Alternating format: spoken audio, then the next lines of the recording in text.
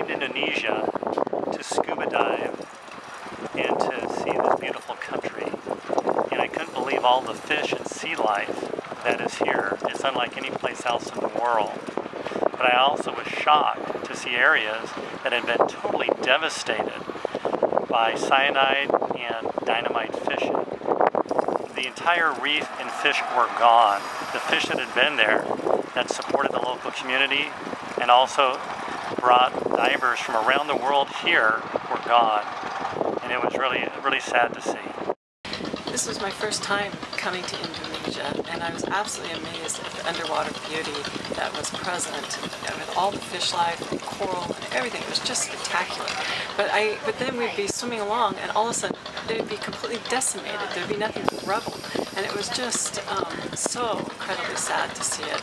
And my concern is for how this is even going to end up impacting the economy, because when people find out about how the coral reefs are just destroyed, the divers and people aren't going to want to come here. And so that's going to have a long-lasting impact on the country if tourism drops. And so that's going to have an effect on the people here on a day-to-day basis. I've been diving here in Komodo National Park for the past week, where we've seen some amazing reefs, some amazing fish, manta rays, all kinds of life I never could have expected would be under the sea. We also saw some areas that have been impacted by dynamite fishing, totally dead, no fish, no underwater life, and it's just heartbreaking to see this. You know, we came all of this way to see these beautiful fish, and there are sections of the park that are just completely devastated. So please stop dynamite fishing.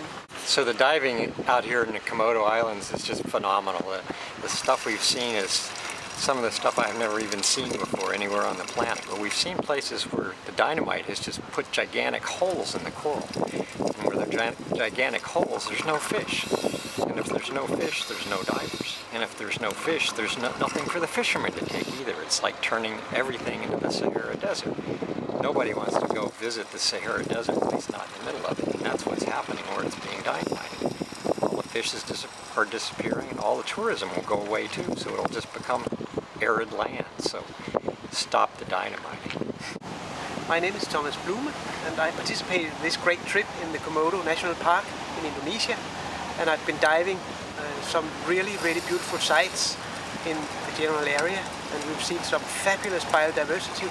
That's the positive side of this story, that the biodiversity in this area is still fantastic. However, we've come across quite a few places where there have been dynamite fishing. Parts of the reef has been totally destroyed by dynamite and devastating maybe up to 100 square meters of pristine reef. And it will take many years to heal these areas. So I would pledge that the local fishermen stop this practice, stop dynamite fishing. Nama saya Komang Wira. Saya dari Bali. Kebetulan profesi saya sebagai guide penyelam atau dive master.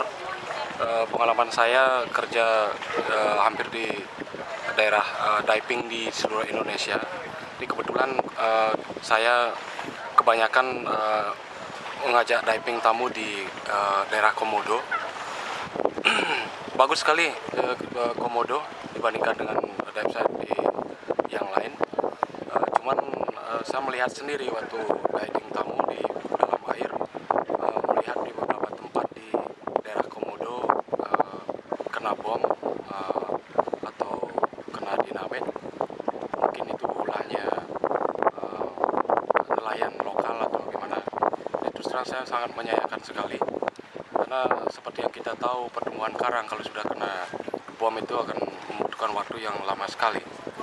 Jadi himbauan saya, bagaimana caranya untuk mengasih pengertian kepada nelayan setempat supaya tidak lagi mengebom ikan atau mencari ikan dengan cara yang